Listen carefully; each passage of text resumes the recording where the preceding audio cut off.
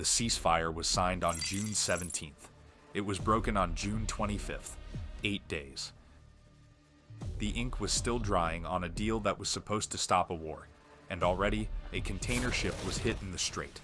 American jets were bombing Iranian drone facilities, and Iran was striking US bases in Bahrain. Both governments are still calling it a ceasefire. Neither government is acting like one. The clock gives them 60 days to negotiate a permanent peace. The clock is the problem, because the bill was already paid before the clock even started. One man opposed this deal on paper, published a letter saying so, then disappeared. He is the supreme leader of Iran, and nobody has seen him since his father was killed in February. Every tank of gas you buy right now is priced around a question. What happens when the 60 days run out? The answer is already written into the deal itself. It starts with the money. The agreement both sides signed is not a peace deal. It is a deal to negotiate a deal. 14 points, almost all of them procedural. The nuclear program, the sanctions, the missiles, the proxy forces. Every question that triggered the war in the first place was kicked 60 days down the road. The mechanism here is simple, even if nobody wants to say it out loud. Both sides were too exhausted to keep fighting and too distrustful to commit to peace, so they built a bridge and gave it an expiration date. But here is what the text of the agreement actually shows. The money in this deal only moves in one direction. The United States committed to lifting its naval blockade within 30 days. It agreed to start pulling forces back from Iran's borders, giving up the single biggest piece of leverage it had built since February. It authorized oil waivers within days of signing, unlocking tens of billions in frozen Iranian assets, and wrote a $300 billion reconstruction fund into the text itself. All of that is already in motion. None of it is reversible. Those numbers are not theoretical. The next time you fill your tank, part of what you pay is the cost of that fund. A reconstruction bill America agreed to before Iran agreed to anything permanent. What Iran committed to was this: discuss its nuclear program for 60 days, not limit it, not dismantle it, discuss it, and let ships pass toll-free through the Strait of Hormuz for 60 days only. The ledger tilted before the clock even started. Now the clock is ticking, and everyone knows what happens when it stops. But the real fracture in this deal was not on the battlefield. It was inside a room most people will never see. Iran's Supreme National Security Council held a formal vote on whether to accept the memorandum. Army commanders were allowed to vote, almost unheard of in the Islamic Republic, where the military stays out of political decisions. Every member voted yes, every member except one. That one vote almost certainly belonged to Saeed Jalili, the hardline Paydarri front leader who spent years arguing that negotiation with America was surrender. He was outnumbered. The deal went forward. But the objection was recorded, and the objection matters, because it did not come from the fringe. It came from the same faction that answers to the man who was not in the room at all. Mojtaba Khamenei is the supreme leader of Iran, appointed after his father was killed on February 28th in the American strikes that opened the war. He was also injured in those same strikes. He has barely appeared in public since. What he had to lose was everything his father spent 37 years building: the revolution, the clerical state, the Islamic Republic itself. What he decided was to oppose the deal on principle. He published a letter saying so, but to defer to the reformist who staked his political survival on making this work. The but is this: Mojtaba positioned himself to take credit if the deal succeeds and avoid blame if it fails. He is invisible by design. The IRGC negotiates. The reformist president signs. The supreme leader waits, for credit or for blame, whichever arrives first. By June 25th, 8 days after the signing, he had his answer. The ever-lovely was burning.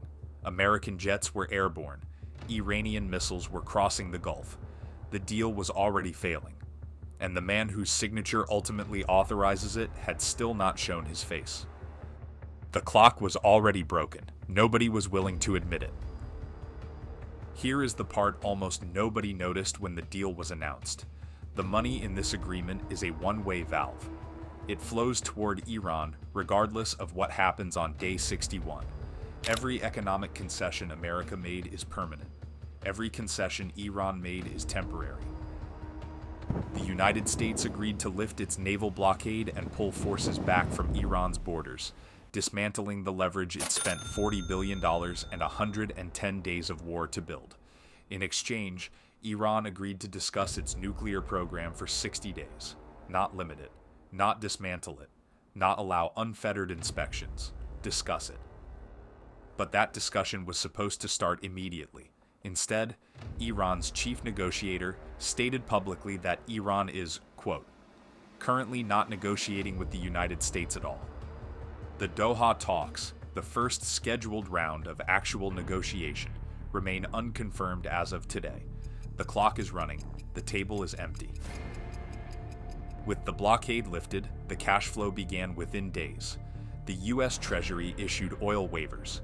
$24 billion in frozen Iranian assets were unlocked, with Iran demanding half be released before negotiations even start. J.D. Vance publicly contradicted this, saying, quote, that's not true. But here is what is true. The $300 billion reconstruction fund is already committed on paper. The oil waivers are already flowing. The frozen assets are already accessible. All of it is irreversible, because pulling any of it back would collapse the deal instantly, and neither side wants to be blamed for that. The economic ledger tilted the moment the ink dried.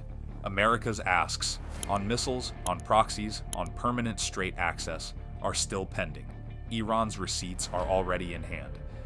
Iran's only hard, immediate obligation was to allow toll-free passage through the Strait of Hormuz for 60 days only. After that, Iran has already signaled it intends to coordinate with Oman to charge user fees, a euphemism for tolls, on the 21-mile choke point that carries 1/5 of the world's oil. The United States says the strait must remain permanently toll-free. Iran never agreed to that. If that toll-free window closes the way Iran has signaled, the price of everything that moves through that strait, fuel, freight, food, components, moves with it. You do not see the Strait of Hormuz on any receipt, but you pay for it every time you fill your tank. So here is the chain in plain terms. America dismantled its leverage. Iran collected the money, the hard questions, the missiles, the nuclear program, whether the strait stays open for free, were pushed to a clock, and the clock is running. The cost of getting to this point is not theoretical, it is specific. The United States military spent just under $40 billion in 110 days, more than it spent in the first year of the Iraq War. It fired over 1,000 Tomahawk cruise missiles, each costing $2.6 million, and burned through more than half of its pre-war Patriot interceptor stockpile, the same missiles Ukraine desperately needs against Russia. Restocking could take 6 years. Iran retained 70% of its pre-war missile stockpile and 70% of its mobile launchers, despite 13,000 American strike munitions hitting more than 13,000 targets.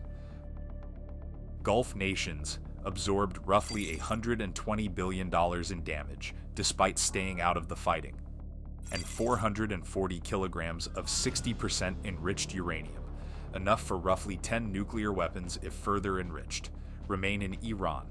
The deal says downblend. It does not say transfer or destroy. The stockpile stays. Every one of those numbers eventually reaches your life. A gas receipt, an interest rate, a delayed shipment, a defense budget line that means something else does not get funded. Mojtaba Khamenei is still invisible. The letter he published opposing the deal is still the last public statement he has made. The IRGC fills the vacuum. The reformist president negotiates. The supreme leader waits for a deal he opposed, written by a man whose country killed his father, to either hold or collapse. Either way, he has positioned himself to survive it. Most people believe the MOU was a genuine peace deal, two exhausted enemies finally choosing the negotiating table over the battlefield. Here is what the text of the agreement actually shows. The Americans dismantled their blockade. unlocked Iran's assets, and committed to a reconstruction fund, all before Iran agreed to anything permanent. Iran collected the money and pushed every hard question to a clock it is now refusing to negotiate under. The deal was not a peace agreement. It was a cash-for-time swap, and the time is running out. So here is the question. Would you rather be the country that got paid to stop, or the country still paying for a war it has not actually finished? Iran got paid to pause a war it did not start winning. America paid to pause one it did not finish. The bill for both is already written. Only one of them already cashed the check. There is no deal worth trusting, and no war worth fighting. The clock was never counting down to an agreement. It was counting down to the moment both sides admit there never was one. Right now, the Doha talks remain unconfirmed. Khalibaf's statement that Iran is currently not negotiating with the United States at all has not been walked back. The $24 billion dispute over frozen asset sequencing is unresolved. Israel, which was never a signatory, is still operating in Lebanon, against the explicit terms of a deal it did not sign. And the straight toll question, 60 days only, has no framework, no arbiter, and no enforcement mechanism. What has not changed is the thing the headlines miss entirely: the war's actual unresolved questions. Iran's ballistic missiles, its regional proxy network, what real enforcement looks like if either side breaks this, are not in the document at all. They were never on this version of the table. The ceasefire stopped the shooting. It did not solve a single thing either side went to war over. The fighting stopped because continuing had become unaffordable for everyone touching it, not because either side got what it wanted. There are three ways this ends. The deal holds, both sides commit to a permanent agreement, the strait stays open, and the reconstruction fund becomes real. The clock extends. Negotiations drag on indefinitely. The ceasefire hardens into a no war, no peace state, and the underlying questions stay unanswered. Or it collapses. The $24 billion sequencing fight proves fatal. The strait closes again, and the war resumes under worse conditions than before. The clock does not have to run out for the trap to close. It already has. Because the question was never whether the 60 days would pass. It was whether anyone believed the other side would honor what came after, and the answer was written into the deal before anyone signed it. If you want to understand what happens when the 60 days run out, not the headlines, the actual mechanism, the ledger is open. Every crisis has a history. Every history has a ledger. This has been the Meridian Ledger.